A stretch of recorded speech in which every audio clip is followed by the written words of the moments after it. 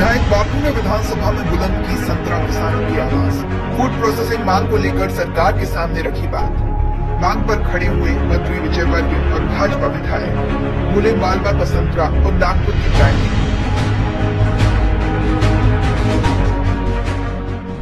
सुसनेर के कांग्रेस विधायक भैरव सिंह परिहार बापू ने क्षेत्र में संतरों का उत्पादन कर रहे किसानों की आवाज को विधानसभा में बुलंद किया है। विधायक बापू ने विधानसभा में अपनी बात रखते हुए क्षेत्र में संतरा किसानों को उचित दाम मिल सके, इसके लिए फूड प्रोसेसिंग प्लांट की मांग की है। माननीय अध्यक्ष जी, मैं मांग संख्या 13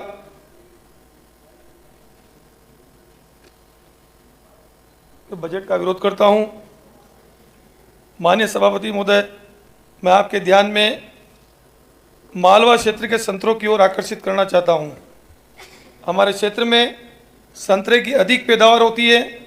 माननीय सभापति महोदय, ये पैदावार यूं ही नहीं होती। हमारे क्षेत्र के किसानों के लिए बड़ी मेहनत करते हैं, लेकिन जब मेहनत के फल के दाम की बात आती है तो मजबूरन कम दाम में किसानों को, बगीचा व्यापारियों को बेचना पड़ता है। माननीय सभापति महोदय, मेरी विधानसभा और आसपास मंदसौर, नीमच, शाजापुर और कुछ उज्जैन का क्षेत्र और झालावाड़, इसी क्षेत्र में ज़्यादा से ज़्यादा संतरे की पैदावार होती है। और आपसे निवेदन है, आपके माध्यम से मंत्री जी से, कि इस विधानसभा में या आसपास कहीं भी एक फूड प्रोसेसिंग प्लांट की सौगात मिल जाए तो मेरी विधानसभा में संतरों की खेती करने वाले हजारों किसानों को उनकी मेहनत के फल के सही दाम मिल जाएंगे। आदरणीय अध्यक्ष जी, पहले उद्यानिक के माध्यम से अनुदान के पौधे मिलते थे, लेकिन वो भी अब बंद हो गए हैं। सभापति महोदय, उपाध्यक्ष सभापति महोदय, विडंबना देखिए कि मालवे का संतरा और व्यापारी कहाँ के, नागपुर के, और नागपुर के संतरे के नाम से बिकता है। नागपुर का संतरा सारे देश में फेमस है, पर जाता है मालवा से पूरा के पूरा। क्यों बापू, गलत बोल रहा हूँ मैं? पूरा मालवा से जाता है अध्यक्ष महोदय। किसान है हमारा किसान। धन्यवाद मंत्री जी। माननीय बापू, मैं आपका समर्थन करता हूं कि अगर मालवा क्षेत्र में मंदसौर, नीमच जिला पूरा भरमार है, हजारों टन या लाखों टन संतरा पैदा होता है, उसके लिए क्या है, मैं बापू का समर्थन करता हूं।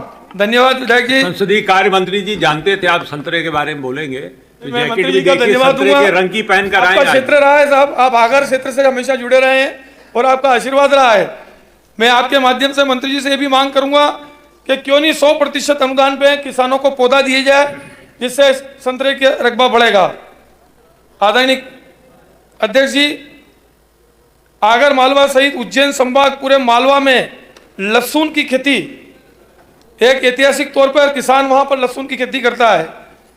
आज से 3 महीने पहले की हम देखें स्थिति तो 80,000 से 90,000 रुपए क्विंटल के भाव में किसान बीज लेके आया, और आज उस किसान की स्थिति है कि डायरेक्ट 10% नीचे 6,000 से 7,000 और 8,000 का भाव आज लहसुन का मिल रहा है। ऊटी से जाके किसान खाद बीज लेके आता है, जिसमें मैं स्वयं भी हूँ।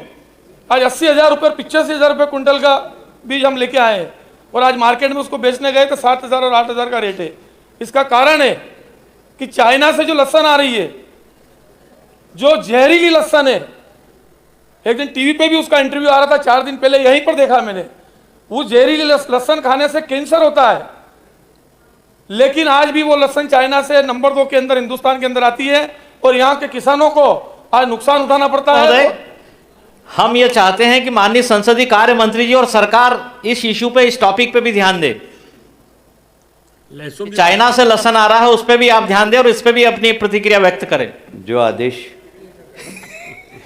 इस पे ठोस कदम उठाया जाए। बड़ा हृदय है माननीय कृषि मंत्री जी और माननीय मुख्यमंत्री जी से अनुरोध करूंगा कि किसानों के लहसुन का अच्छा भाव मिल सके। इस हेतु लहसुन की लागत अनुसार यह समर्थन मूल्य तय किया जाए, जिससे कि किसानों की अपनी उपज का अच्छा दाम मिल सके।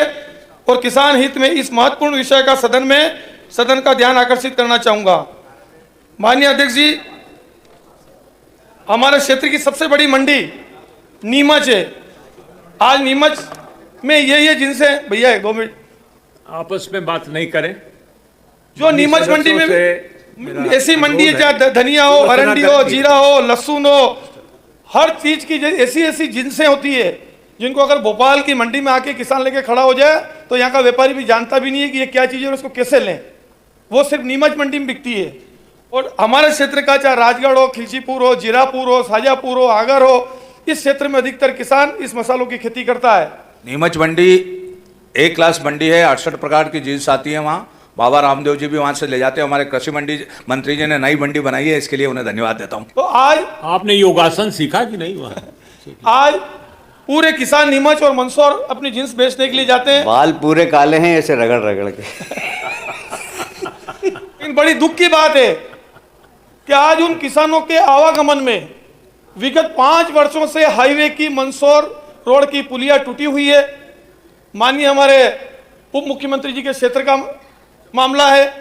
आज उस पुलिया टूटी होने की वजह से किसान 100 किलोमीटर 50 किलोमीटर का चक्कर काट के जाता है। आए दिन लूटमार होती है। ये हमारे मार साहब डांगी जी सामने वो हाथ उठा रहे हैं। अभी 4 दिन पहले इनके यहाँ के किसानों को लूटा, 4 दिन पहले इनके यहाँ के किसानों को लूटा राजगढ़ खिलचीपुर के क्षेत्र के।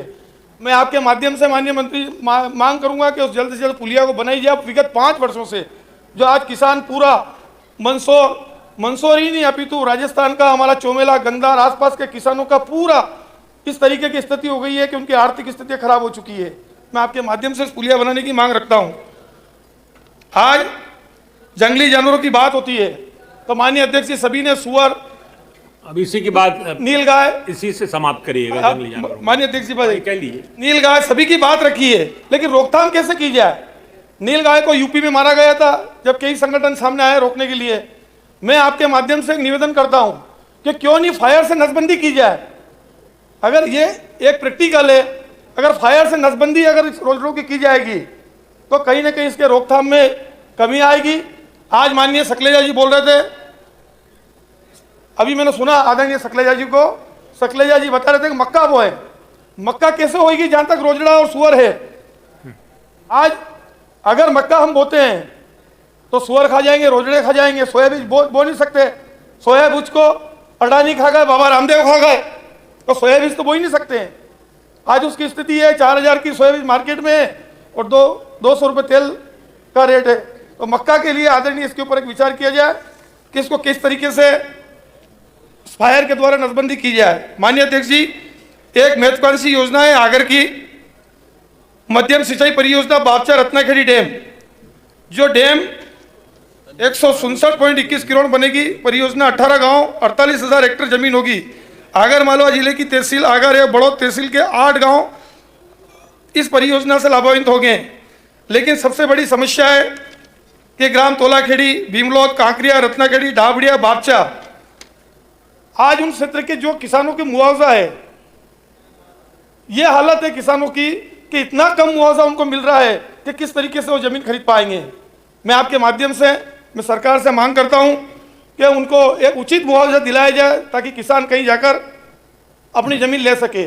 माननीय अध्यक्ष जी, लास्ट समाप्त करें। आखिरी निवेदन कर रहा हूं कि मेरे क्षेत्र में कुंडलिया क्षेत्र से, कुंडली की सिंचाई से आज परिसीमन बड़ा गांव का क्षेत्र वंचित रह चुका है। उसके अलावा सालरिया गौशाला जहां से अभी मुख्यमंत्री जी 25 तारीख को आने वाले हैं, लेकिन उस सालरिया गौशाला में पानी की भी व्यवस्था नहीं है। तो मैं आपके माध्यम से मांग करूंगा कि इतनी गायें वहाँ, कम से कम 8000 गायें वहाँ हैं और उसके आसपास के कम से कम 10 गांव जो कुंडलिया डैम से छूट चुके हैं, पड़पड़ा पट्टी पूरी, तो उसको कुंडलिया डैम से जुड़वाए ताकि किसानों को फायदा हो सके। आपने एक और आखिरी, आदरणीय जैविक खेती की बात होती है, हम जहर खा रहे हैं, समाप्त करिए। हम उठते ही जहर खा रहे हैं। गेहूं अगर खाते हैं जहर होता है। आज जो बीमारी हो रही है, चाहे कैंसर हो, चाहे हार्ट हो, जो नई नई बीमारी है, ये सारा किसानों का पैसा कहाँ मिल जाता है बीमारी में। अगर आपके माध्यम से इन रासायनिक दवाएं बंद कर दी जाए, अगर हम सरकार इस पे पाबंदी चाहती है तो हिंदुस्तान के अंदर रासायनिक दवाई को क्यों बंद नहीं की जाए? अगर दवाई बंद हो जाएगी तो शायद किसानों का उचित मूल्य भी मिलेगा और डायरेक्ट किसान गौ माता की भी कद्र होगी, गायों को बांधेगी और उसी गोबर से ठीक, धन्यवाद अपने फसल उगाएंगे और इस हिंदुस्तान की जनता का भला होगा। यही आपसे निवेदन करना चाहता हूं। आपने बोलने का समय दिया, धन्यवाद।